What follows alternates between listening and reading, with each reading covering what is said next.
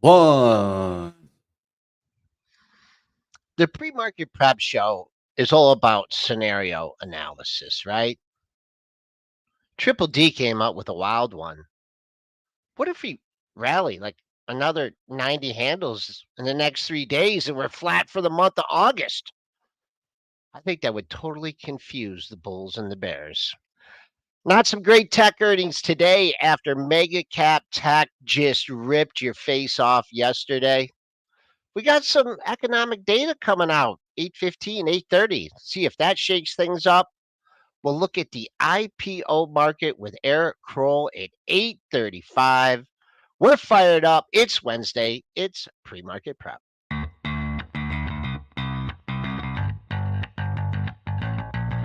Coming to you live from downtown Detroit, this is Benzinga's Pre-Market Prep with your hosts, Joel Elconin This is a volatile puppy here, isn't it? and Dennis Dick, I'm bidding a penny. I'd buy that stock for a penny.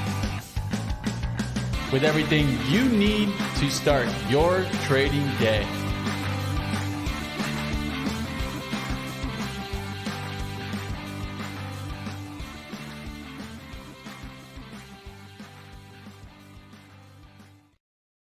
All right, trading in the red after yesterday's furious rally, only by 5 handles at 45.02. The buck pulled off yesterday. That helped things down about a nickel today at 103.42.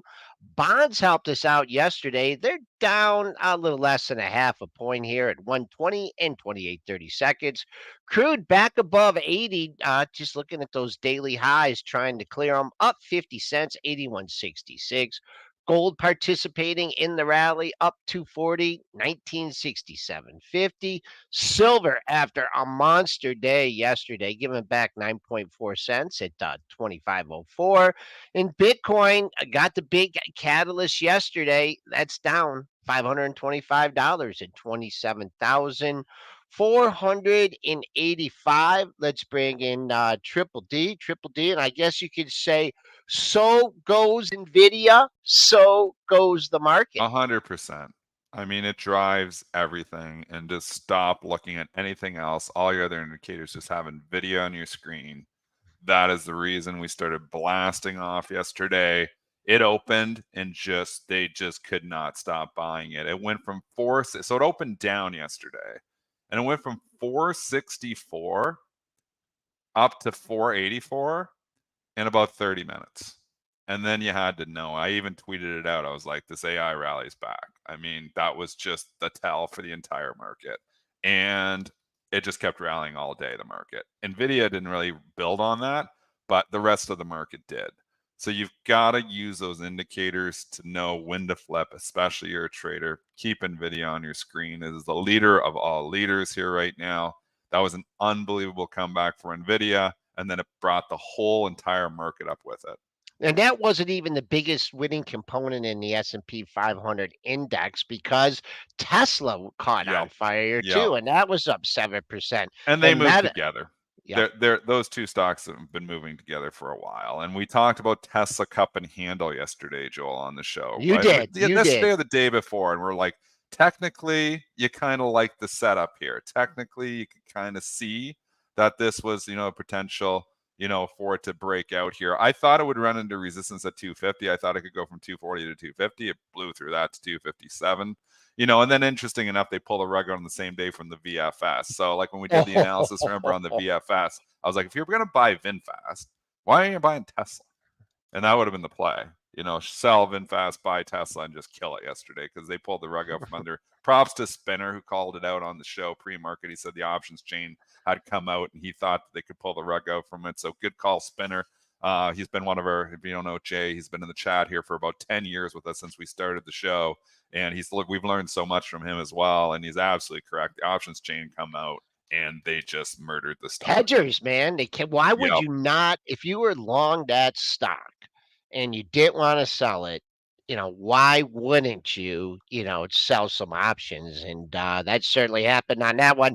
We kind of had heads off on that one. It's up 2.25 today. But I guess we could bring in Money Mitch here. And I guess if you're not AI in tech, then You're nothing here. We got some. We Well, I got don't some. agree with that at all. Everything rallied yesterday. It was the everything rally. We've been talking Yeah. about the rotation station where they're buying some stocks and selling other stocks. That was not the case yesterday at all, Joel. The case yesterday was Nvidia brought up not only the AI plays in tech, it brought up the entire market here. I mean, IWM had a day here too. And that's, you're looking at the other 2000 stocks, the small caps. So, I mean, that, it was just an everything rally yesterday. As much as the Bulls or the Bears were in complete control after the Nvidia fall on the good earnings, it all turned around yesterday. And we were concerned about it from the Bears standpoint. One, we had Ryan Dietrich, our guests were all over this. Tim on Monday said, he thought that there was potential for a bond BN. Ryan came on the show and took us off the bear He train, did. He just did. talking with his stats and stuff and saying eventually this could turn around. And we've had a little dip here, and it gives you a perspective here. So props to both of our guests, Ryan Dietrich and Tim Quast, obviously on their analysis, because both correct here. And we blasted off. And you know what? I stayed bearish a couple days too long. I started turning bullish after the open, after I saw Nvidia. But man, if you were just buying stocks at the open yesterday, you're banking coin. What I was talking about wasn't stuff that's in the Wall Street Journal, stuff that happened yesterday. What I was referring to was HPQ, the earnings reports that we had after the close. They weren't great. Yeah. Yeah, they definitely weren't great. Now, one area I definitely saw also strong, I also saw financials come back a little bit yesterday. And I think a little part of me kept watching those to see if we were going to get continued weakness in the KRE. And you could look at an XLF and the way that JPM has been dropping off right now. We started to get a little bounce back. JPM wasn't as strong yesterday as some of the other ones. So I'm going to keep an eye out to see if it's an everything rally, but definitely, of course, led by tech. And yeah, I agree with you, Dennis. It was just all the whole board. And I always focus at change from the open, and you could see it. Everything green, Yeah, you really energy. It was quick. Even oil was up. Like, Yeah. you know what I mean? You would think that maybe like that would be like the opposite, uncorrelated. No, it was an everything They just rally. wanted stocks. They just They're wanted like, it. we've And the got the algos dip, we got to took go. it. Another thing do. that I didn't see often is a lot of times when we get rallies, we'll get a little pullback to VWAPs. The Qs yesterday and Nvidia, no pullback. It was just straight up. And a lot of times I'm looking for those pullbacks to jump in on these style of plays. So how do we get in on these style of plays where it's just a pure takeoff? I'd like to kick it to Joel because even I'm here struggling to think, how do I go in now looking, where do I go in to buy the dip? Well, you're going to get dips. I mean, if there's anything this market's taught us over the last, month or, even this year, I mean, you got some data coming out that could shake things up a little bit. You just have to, dig into your shorter term indicators, or like something like JP Morgan. I'm looking at it here, 3 highs in the same area. It really hasn't gone yet. Maybe you could play it something that hasn't gone yet. But as far as like Apple, which had the catalyst yesterday, Nvidia, that had the move yesterday. You just, watch unchanged. If you're this bullish, you think we're going to have a 4-day rally, then you want to own stuff unchanged. And then you can't lean on yesterday's low because, unless unless you use pretty big stops. But we know there'll be something. There'll be some buy the dip opportunities here. We are well off the low of the move. And we have some economic data coming in too, correct? Some stuff today. What do we have? Yeah. Give us the calendar here, my Oh, yeah. Okay, so of course at 8:15 we're gonna get ADP job data, and then what I'm really interested in is at 8:30 we get GDP and an updated second read. So we'll see what happens there. That could come in a little light. We'll see what happens. Yeah, but Will that's it bad just news is continue good news. Yeah, Bad that's news the is good problem. news. Supposedly When now the they're Bulls have saying control, it is. supposedly now they're saying that bad news is good news here. I don't know how that one works, team. Sometimes The even I get market likes confused on that one. stories, though. I want to go back to what you opened the show here with, Joel, because the market likes a story. Media Yeah. likes a story, and the market makes stories happen. I don't know how it does it, but it does. And what a story it would be if August closed green, because August was an epic disaster 3 days ago. And in 2-3 days, like you said, we just built on this rally. The QQQs, we've rallied from 358 to 374. That's an incredible rally. What a story it would be if August closed green. So how far are we away in the S&P for it to do that? You were In calculating the it? S&P, we talked about it. It's 90 handles in the S&P. I mean, we moved 60 yesterday, and for the Qs, it's about It's not. It is that it, far, right? It's 90 yeah, handles away. yeah, yep. Because here is the I could go to the S&P ended the month at end of Yeah. So I think July. that's off the table. What about the Qs? Let's take a look at the Qs. The They're a little, 347. yeah, they still got to get to they ended the month at 383 and a half. It seems almost unattainable, but it'd be a fun story if they came all the way back and took your green. So I don't know if we go. Let's see what this data. We obviously have PCE Data. two this week, Yep. and then we have jobs on Friday. Yep. So we got a pile of economic data coming. We got a pile of information coming here. It's gonna be interesting. It's gonna be interesting going into Labor Day weekend. Oh yeah, Labor Day rally. All right, let's go to Bitcoin. Bitcoin stocks rocketing off yesterday on the grayscale news. The U.S. District of Columbia courts appealed the rule against the SEC's rejection of Grayscale's investment application for a spot Bitcoin ETF. Of course, this is a big importance in cryptocurrency and asset management industry as they attempt to gain SEC approval for a Bitcoin ETF. There's other companies included that are doing it right now. And a lot of people think that since this is going through, that those other ETFs will also be able to get through. Various firms, including BlackRock, Fidelity, Wisdom Tree, has filed for that spot Bitcoin ETF. So now we can definitely take a look at these Bitcoin stocks. It was a monster move. We were pointing towards it. There was a look that it could get going on start swing trade on Mara, but man, what a move yesterday. And obviously, this is what they want. This is what the market has wanted for a long time, is a Bitcoin ETF. So as it gets closer, it's not surprising that this, obviously catalyst driven, news driven here move. This isn't just coming out of the blue from technicals.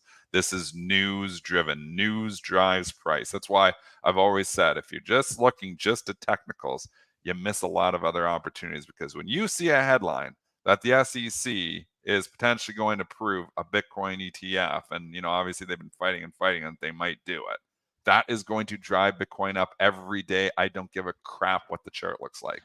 So now, does it build on it? Do we back and fill? I think but technically on dips, you're probably buying Bitcoin, because where there's smoke, there may be fire. And if they do approve this ETF, this could rally even more. So I think you're buying dips on Bitcoin. We talked about this, and I said, man, it was one of those setups, and you get these in stocks too, where you can look both ways, right? You got the support. There's all kinds of support at 26K. And what I said was, hey, you got a low risk long here.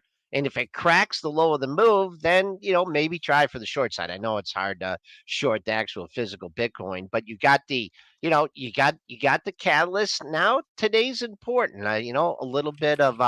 A little bit of selling off. Maybe you get back half of this move, but man, those kind of formations in Bitcoin, when it consolidates like that, it gives you a pretty good setup. It moves some of the stocks as well. Mara had a big day. We'll see. Yeah, Mara, Riot.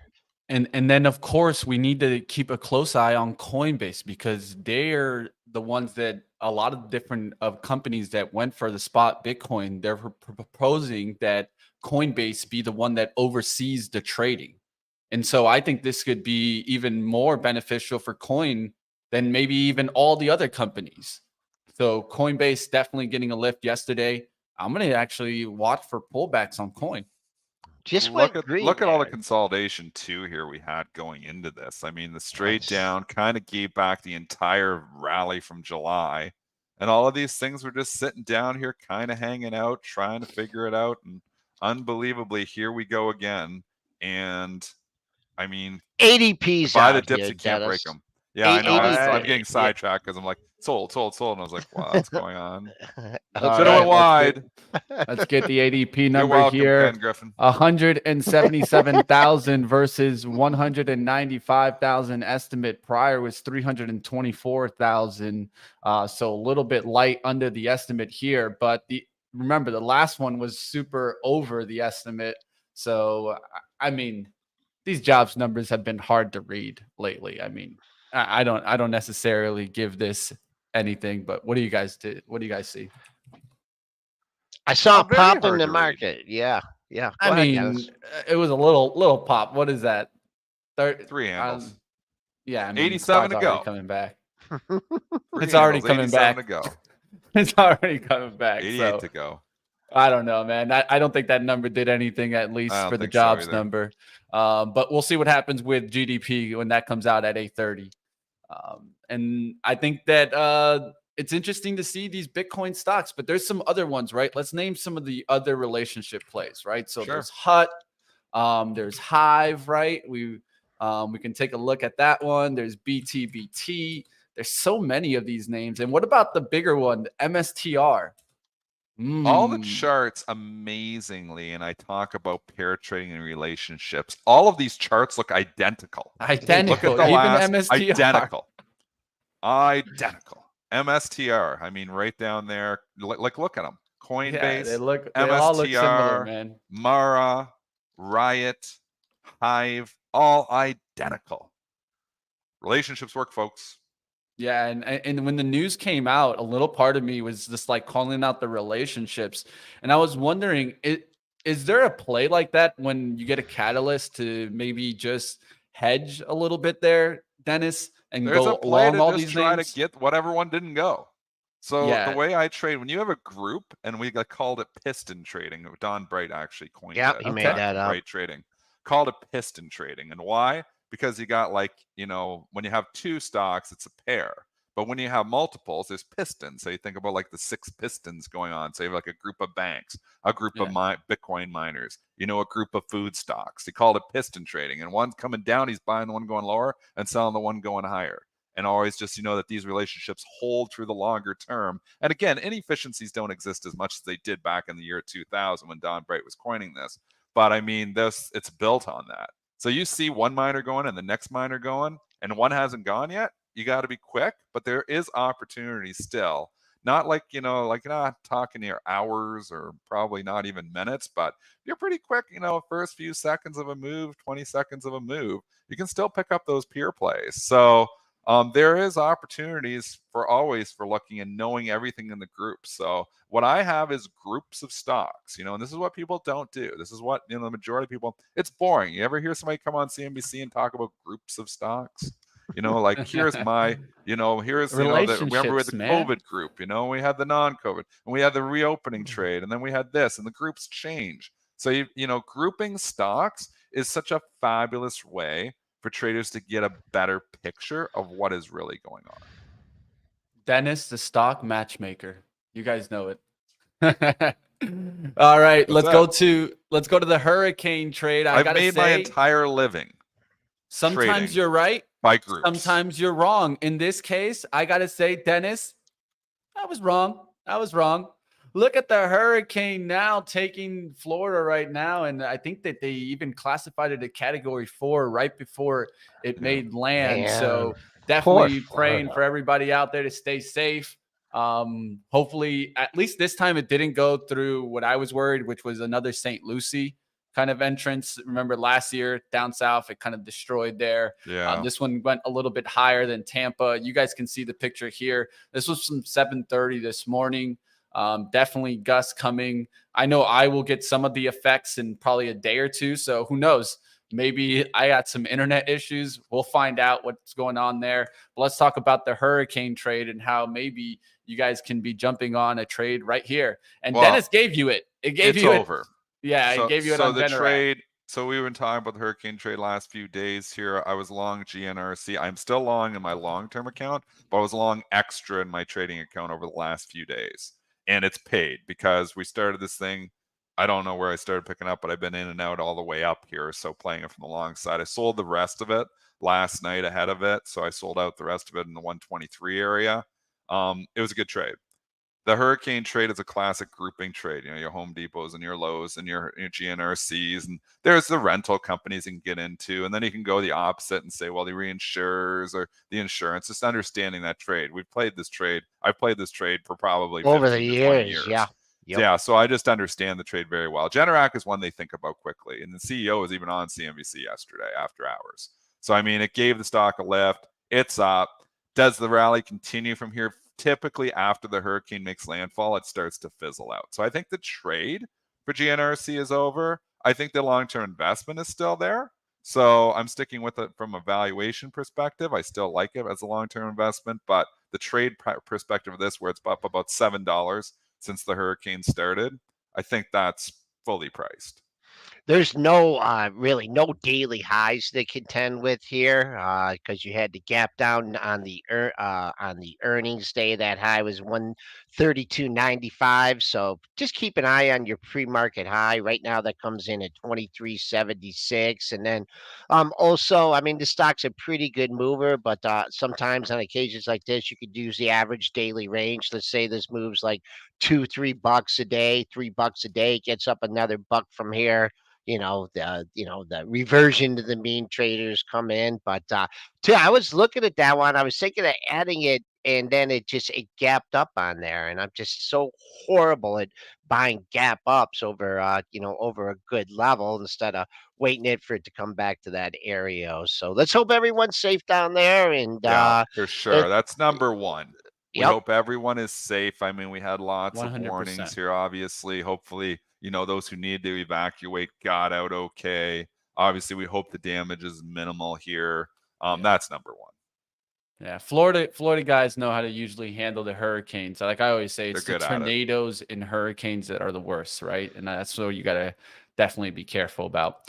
Let's move to an interesting, of course, this could be a forward outlook event. What about Apple's event coming September 12th? I think they called it Wonderlust. So it looks like I was looking around. They were talking about how some people were saying that this could include different iPhone colors. Of course, Gene was out there talking about that. So if you guys want, of course, check out Gene Munster. He was definitely covering what he thinks the September 12th launch event could bring. And I think this could bring a rally in Apple, maybe even getting it back to 200. Well, never went to 200. I mean, back up there. You get what I mean. Yeah. I mean, you got the earnings gap to take a look at. First things first, you want to take out the next day, the high from yesterday. That's going to be key for all the stocks. And it looks like that this way the S&Ps are acting, that might not be too hard. We are 84.90 was your high yesterday. Then your next daily high is 187.38, and that creates a gap. So can Apple move three if the market catches a strong bid? Sure. And if you feel like you want to try it on a day trade, maybe get one big flush off the not big of a flush, but come down to unchanged on the day, that potential long. But great day for Apple. And it was just, when they start, buying the index, they got to buy the big stocks in the index. And Apple definitely benefited from it. It's already bounced so much, 171 to 184. I mean, now you're coming in. Where were you 3-4 days ago? I'm going to say on Apple. So is there room to 190? Sure. Valuation is still crazy on this stock. There's so many other stocks that are reasonably valued. This is not one of them. This revenue is not growing. It's not like this is a super high growth company anymore until they figure out a new product and not just so reliant on the iPhone. I mean, this is trading 30 times earnings. So this has been my argument for a while, though, and I was right for a while. I've been wrong about it now. Obviously, the stock's coming back, but I just think if you want to be in tech, be in other stuff. Like, I don't think Apple's the best place to be in tech anymore. They peaked a couple quarters ago in Q1 at 121.1 billion. Next quarter, which was Q3, or excuse me, Q2, it went 80, 88, 74, 121, 92, and then 81. So, I mean, yeah, they're beating the estimates, but the overall revenue is coming down.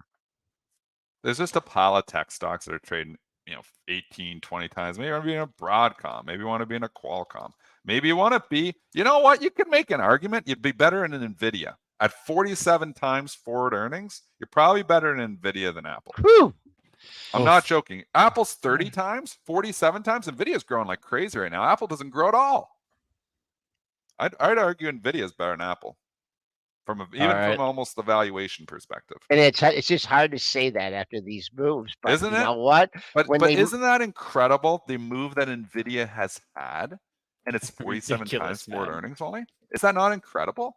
46.9 times process. Yes, it's 117 current, but the forward, and obviously, we're projecting out from the previous quarters, and maybe there was pull forward, and maybe this is as good as it gets for Nvidia.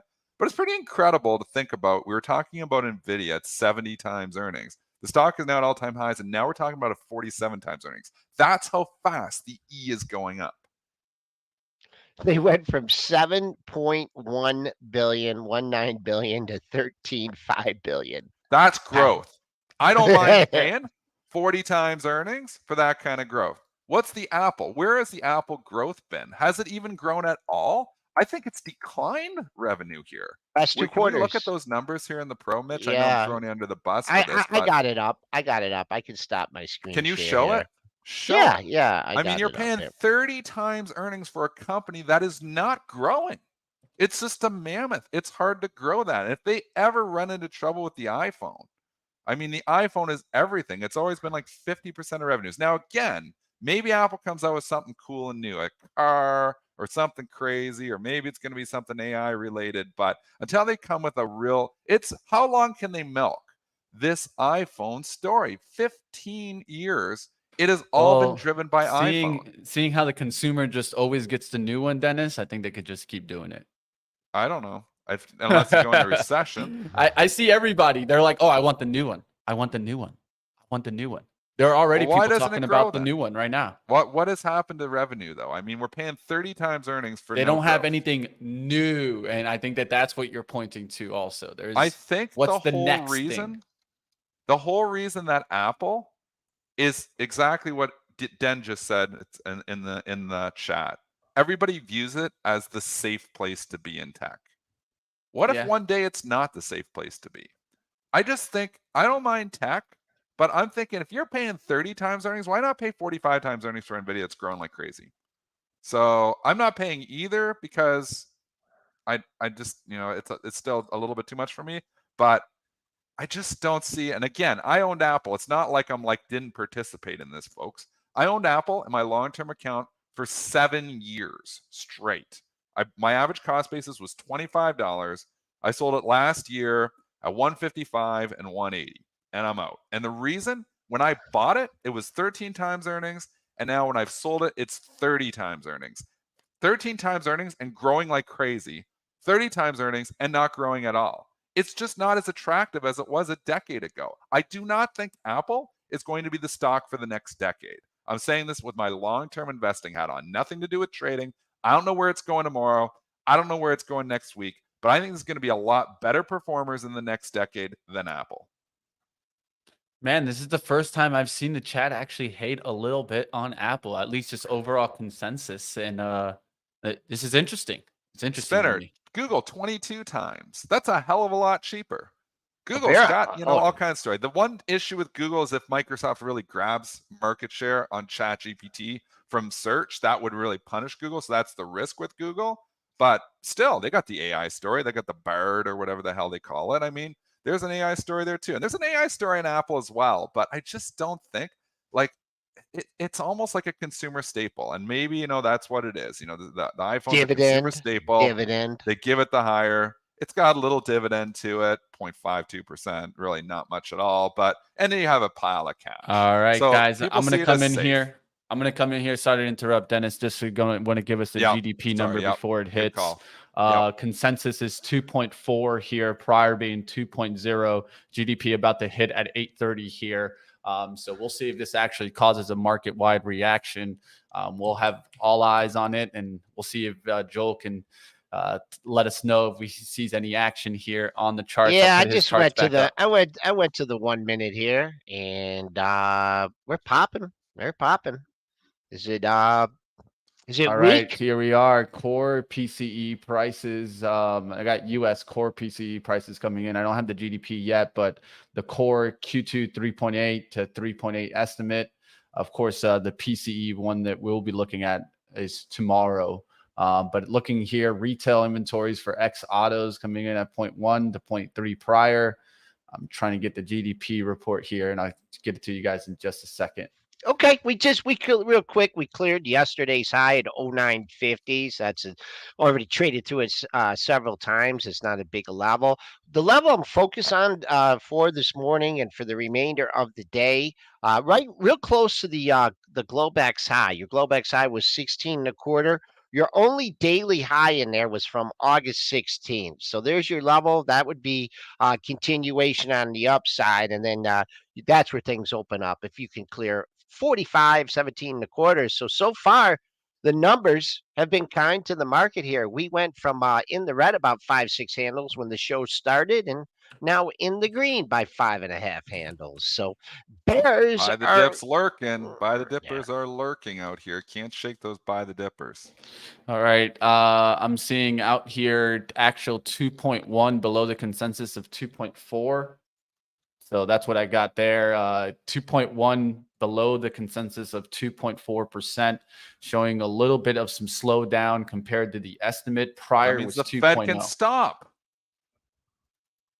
Right? No, I don't think so. What did you Why say, the market's Dennis? rallying?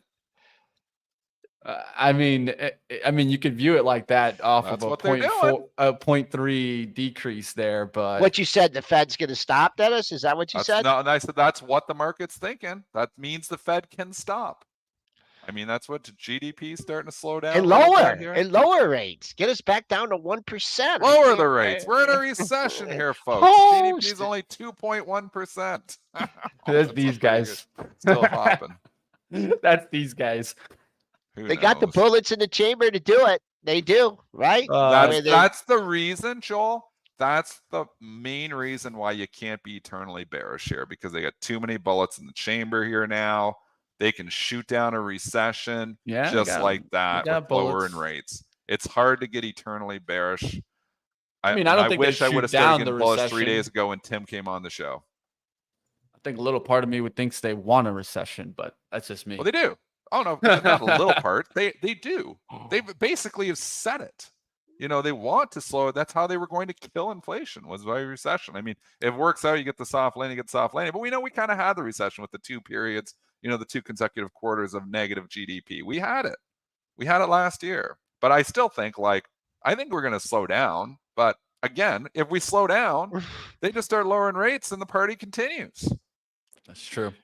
Johnson, best of both worlds for I was gonna say, I mean, just the Powell, I mean, as much as you can disagree with some of his policies, and he was what was it, transitory inflation, until runaway inflation, and now it just seems like when you hear him speak, I mean, there's one thing you have to say, I mean, he just has this he knows these numbers, right? When he's talking, and he he knows, he has the book in front of him, but he's just very comfortable. Like we may not be done. It's data dependent, but we'll see. S&P still remaining green. Did you want to is Eric here yet, or are we going to do an earnings stock? I really quickly just wanted to at least get Johnson and Johnson's. Okay, let's do J&J. Just really quickly here, guys. They announced updated financials for 2023 following the completion of the Kenvu separation. Their updated full year 23 guidance is expected to report sales growth of 7 to 8%. Prior range was at 6.5 to 7.5. And then you look at some other numbers, operational growth of 7.5% to 8.5%. It was at 7 to 8%. Their adjusted EPS outlook is pretty much in line. It went down a little bit here from $10 to $10.10 versus the previous of $10.70. The consensus was $10.65. So it was just a little bit of a pullback on their guidance here, but it isn't massive. What do you guys see on Johnson & Johnson? Same thing I'm going to keep saying. The talc issue is not settled here, so no touch for me. Wish I would have shorted at 173, 174 when I was saying that this was possibly not even a sell, but a short. It's down $10 from there here. I think all rallies are to be sold on this. I think this talc issue is going to be over the stock. It's stock's not cheap. Stock's consumer staple. If it starts to get into a bull market here, they want the stock anyways. Cash is a way better alternative to J&J. And I think the talc issue is going to knock the stock down eventually significantly here. If there's one stock that I hate the most, it might be Johnson & Johnson. All rallies to be sold, in my opinion. Okay, let's go ahead. Let's get to our guest.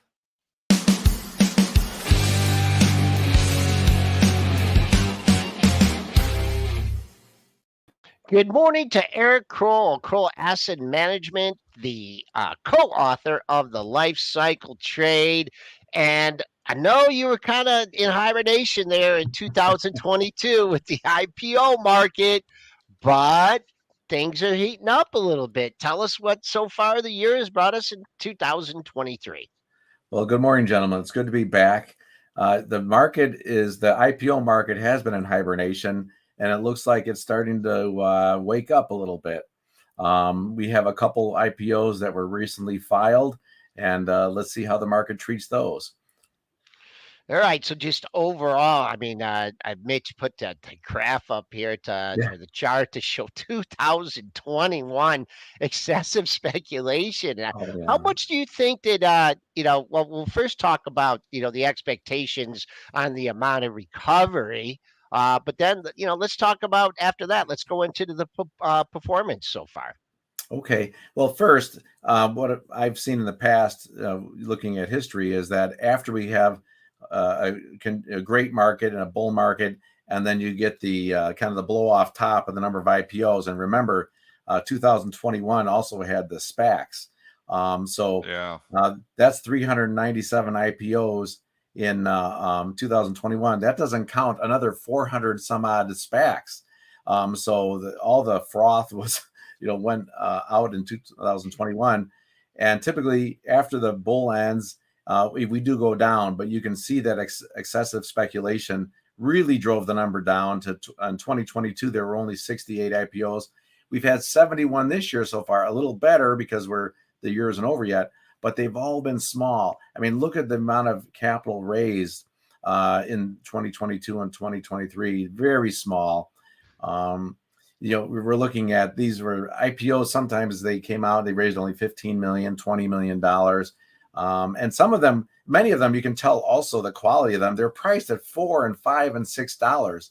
Those are terrible prices. I mean, if there's anything people can learn from today, it's like if you see an IPO and they priced the night before below 10, don't even look at it. It's just it's not a quality one. All right, let's start looking at what happened in 23. What has the IPOs showed us in 23? Eric? Well, they are performing a little better this year than the market. The last slide showed that I think they're up about 20, maybe 32% for the year, something like that, or 25%, whereas the S&P, I think, is up somewhere around 18% right now. So IPOs have performed better than the overall market. They're just not, there's just not many of them.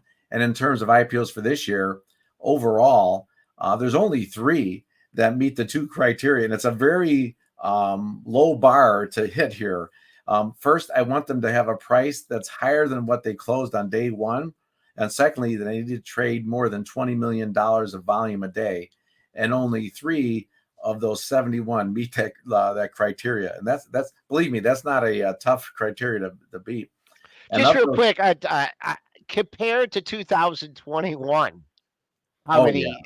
Yeah. I mean, could you just give us the numbers and, if you can remember off the top of your head what the numbers were compared to 2021? Yeah, 2021, we had, I don't remember out of the 397 IPOs, but there were so many that doubled within the first 3 months. We call those rare jewels. And also even just by the end of the year, we had probably 40 to 50% were above the day one close. And many of them had gains. If they didn't reach 100%, many of them had 25, 30, 40% gains. We just don't have that now. And of these 75 IPOs this year, only 21 of them, or less than a third, are above their day one closing price. And you're looking also at only 44% are even 44% of them are more than 50% below their day one close. So if you bought some of these on day one close or that price, you're down more than 50%. And there's only 6 that trade more than 20 million a day, and of those 6, only 3 are the ones I showed before that have any gains at all. All right. Well, what has been the best one so far in 23, Eric? I believe the best one so far this year was that Next Tracker. It was that's a stock that helps Never solar heard of it. energy companies. They basically take solar panels and they hook up a device that follows the sun better, so you get better efficiency, more output when you have a solar panel farm. It takes a little energy, of course, to do that, but it's supposed to increase your efficiency enough to more than pay for the device. And that's up about 38% from the day one close. And then Aceleron, they are a biotech. They don't have any profits yet. They do immunotherapy drugs.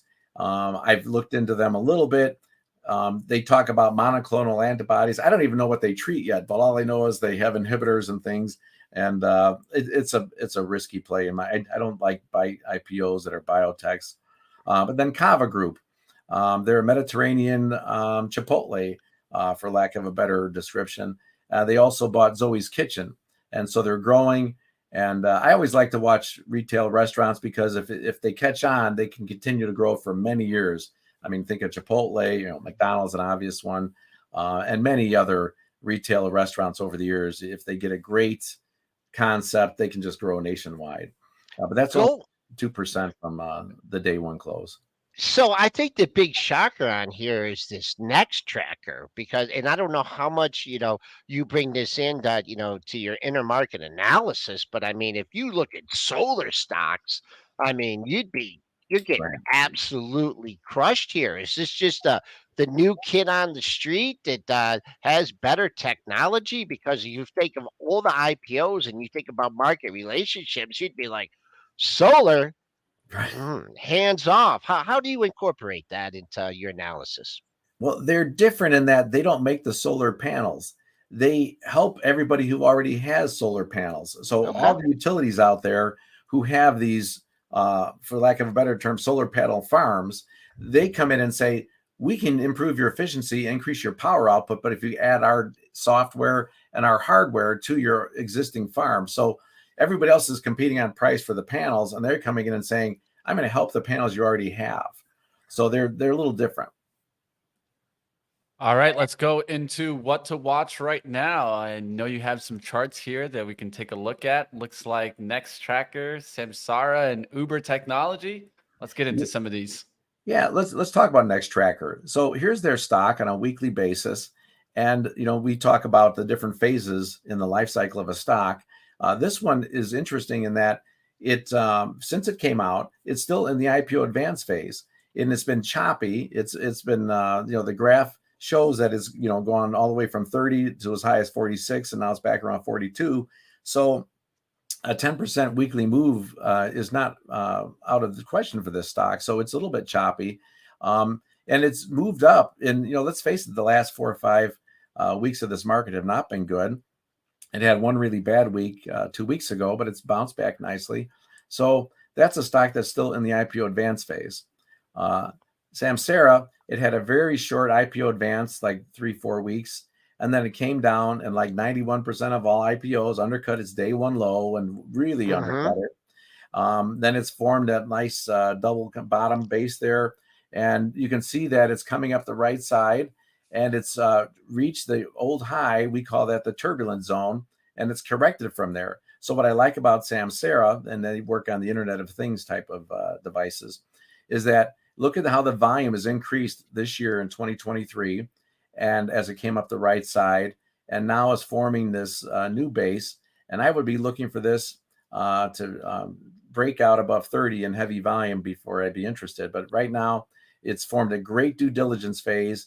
It went all the way up to the old turbulent zone and forming a nice base here. So we like to see that. And then All right. Oh, go ahead. And then Uber, it's been around a while, right? I mean, believe it or not, it's been around about 4 years now. So it's not a recent IPO, but it is new enough for us to still watch it. It had a short IPO advance, and again, really undercut its day one low. And look at that big drop during the COVID crash.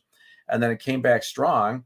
And then when the bear market hit, beginning like 2021, it came down again, formed another big deep base.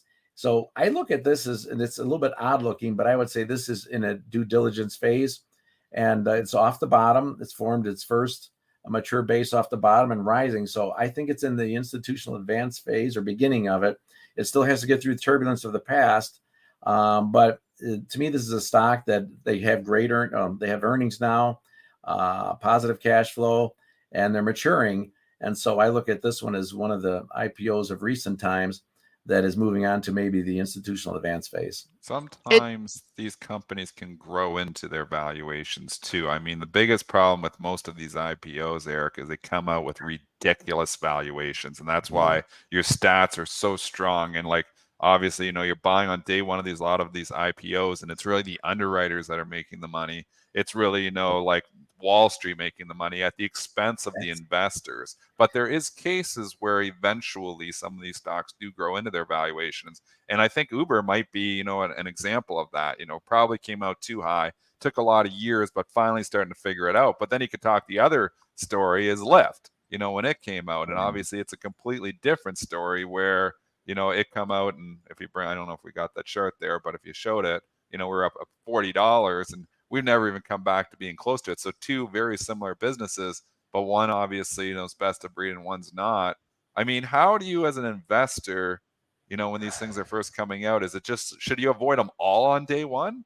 Like, and just wait for, because here we are 4 years later and Uber's finally starting to look like a reasonable investment and there's so many that are not. Should we just avoid them all on day one? Absolutely. Absolutely. That's the whole answer. Dennis, I thought for a second there you read the book, but now I can tell you didn't, because if you even asked, get on them, Eric, get them. First page, avoid day one IPOs. Avoid them. You never buy day one. We always say that, and the reason is, and it's exactly what you said. Most of them are overvalued. They come out, and in Uber's case, it maybe has grown into its valuation a little bit. But yeah, we always say never buy day one. The vast majority undercut their day one low. 91% of them do. You can wait because you're going to get a better price 91% of the time. Wow. And if I could show you 10 charts from 1975 that, 10 of the 75 charts from this year that they just all went straight down. I mean, even this one Kava, I think, when you read in the press, they'll say, oh, it was a successful IPO. It more than doubled from the price the night before. But you and I and the other people watching, we don't get the price the night before. We're not investors. Yeah. So like you said, Dennis, the venture capitalists and the insiders, they're the ones who make the money. And then we have to buy somewhere on day one. So that's why we like to measure from the day one close. And what's Kava up from day one? 2%. So the night before, people made 100%, and everyone else is making 2%. What about one that's been out for a while here? Global Foundries. That started back in, I believe, late 2022. And I'm just looking at the chart here, and boy, oh boy, I mean, I'm just looking at the monthly, trying to make heads or tails of this one. Do you have anything? What stage Global Foundries would be in? Based on the monthly chart I'm looking at, I would say it's still in the institutional due diligence phase. They're trying to figure out, will this stock be a great growth stock for them? I don't know if you can pull up weekly. It might show. I sure can. But I can see from the chart, it undercut its day one low, and it formed a base. Is trying to. There we go. And that's ugly.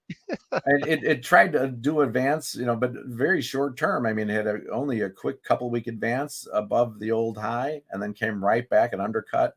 So to me, it's in the due diligence phase, and that's where institutions are trying to figure out, is this an investable stock? They're watching the earnings. They watch the earnings and sales. Are they going to meet what they promised when they came out public?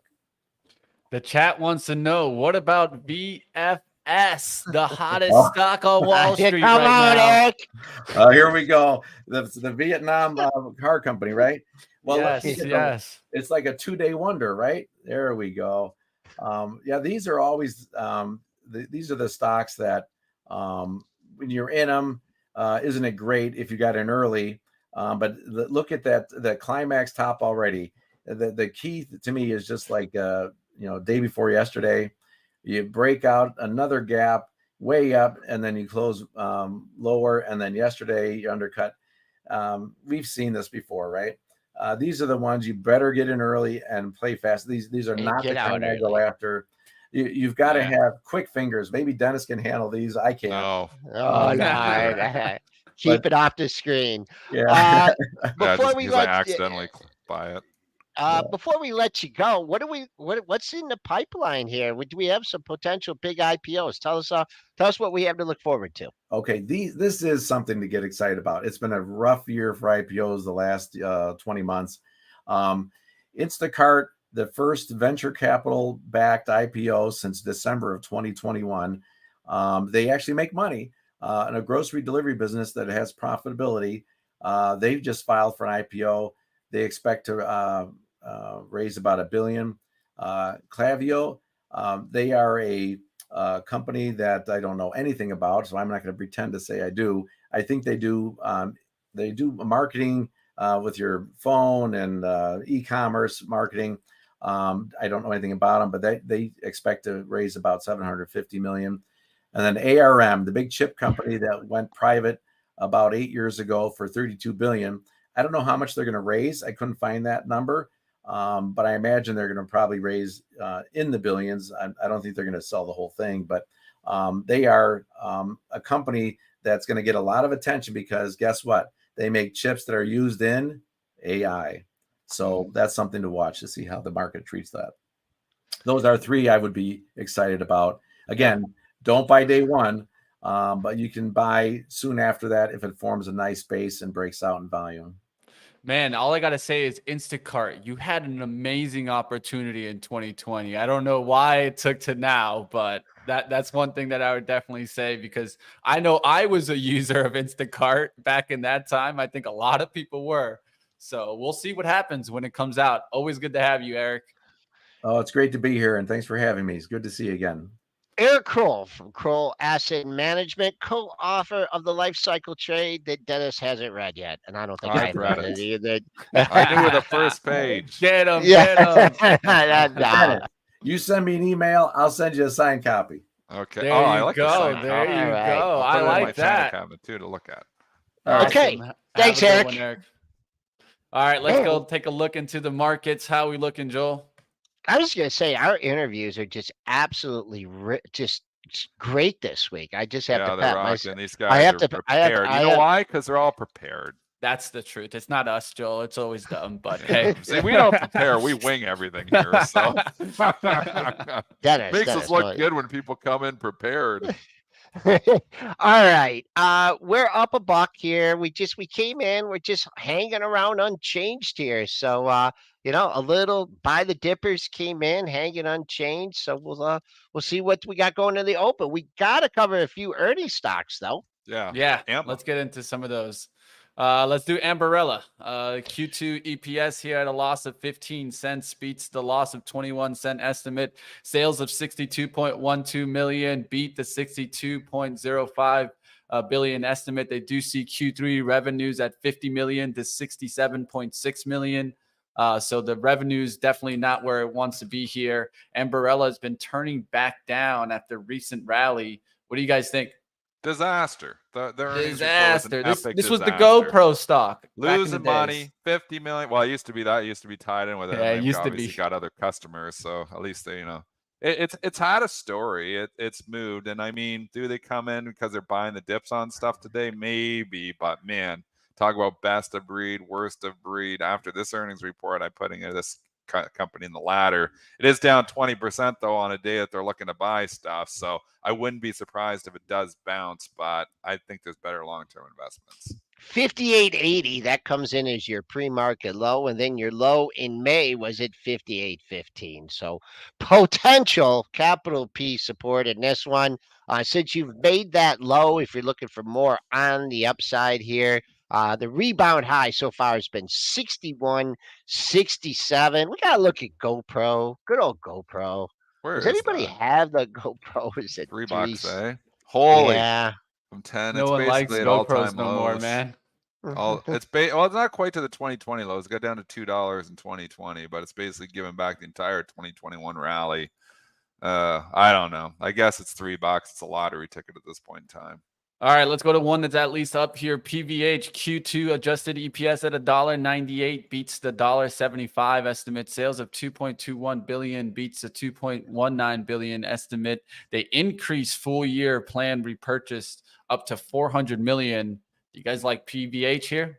The big difference when you get into the PVH and the Ralph Lauren and the VF Corp is they're selling the stuff, and they can sell it online still too. It's not like they have these huge brick and mortar stores. Yeah, maybe there's a couple stores out there, but it's not like you're buying the Nordstroms and the Macy's. I mean, they're in there. They see their products in Winners. You see, if you're in Canada, that's TJ Maxx. If you're in the US, I mean, there's just, this is stuff still gets sold everywhere. So is a big difference. Like sometimes you just, you got to group your retailers, but you group brick and mortar. I don't put PVH, Ralph Lauren, or even VF Corp in the brick and mortar category. They're selling stuff. So, people still wearing clothing. So it's a different type of retail and probably a better type of retail. Kind of what? Not much pre-market trading going on. I'll just look at this $84 level. The only reason is you had a daily high at 83.86. So if it holds that, you can see things are pretty thin on the upside here. Even going up to 88, that would be a heck of a target, 88.72. But so far, they're liking the reason. When I looked at this thing this morning, I'm like, man, this thing usually moves about $5, $6, $7 off earnings, and it was only up $1. And then now it's on the move. So haven't bought one of those shirts in a long time. All right, let's go to one that's hit hard. HPQ, HP here, EPS 86 cents beats the 80-cent estimate. Sales also beating, but lowering the estimate here a little bit on the lower end to 85 cents, but the higher end also above the estimate. So just a wide range here on the EPS to 97 cents versus a 95-cent estimate here. I feel like this is always a buy the dip stock. It seems like they disappoint on earnings, and then when you look at it 3 months later, somehow it came all the way back. So I'm not going to argue with you. If you're coming in buying the dip, I think you might have to wait a couple months, but I think eventually it's going to get back up to that 30, 31 area. So I don't mind the dip buy. I don't know if you want to be there on day one. Maybe it gets worse. I don't know the path to get there, but I think 3 months from now, this thing's going to be back at $31. You're filling some gaps in here, not at the low of the move, but you did have some gaps at the $28 area, so you can gap down. To fill that actual gap would be 27.80. You didn't get that quite that low in the pre-market. It looks like it's already caught a little bit of a bid after that initial reaction, so you might have to step out ahead of that pre-market low on HPQ, and HPE is not really moving that much, right? That's down fractionally. Ooh, good level. I love this level here. 1710 is a 4-star here. If in fact it can take that out, 5 highs in that same area. I don't even care about the report for HPE. All right, let's start the wrap up here. Dennis, how do you see the market moving forward going into today? Buy the dip mentality is back in this market here again. We saw this with the overnight move. We were down. We're 10 handles higher from where we were. The AI story, Nvidia story turned this entire market around here. As much as the bears were in complete control 3 days ago, the bulls are now in complete control. So I think you're buying dips. Nvidia looks like it wants to get back to that 500. Unbelievable. 450 2 days ago. Now it's getting back to 500. Looks like it's going to want to take it out. I don't know if it's going to be today or not, but man, the stock is unbelievable.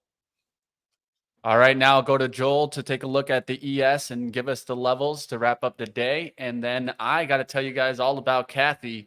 But Joel, what do you see on the ES for us? I mean, unchanged looks like a good level here. That's also mid-range on the session. That last Chart me, dip. Joel. Chart me. We want to see it. We want to see Oh, it. You know how they get. Oh boy, you got a kid. All right. Unchanged is also mid-range on the session, and that's being defended.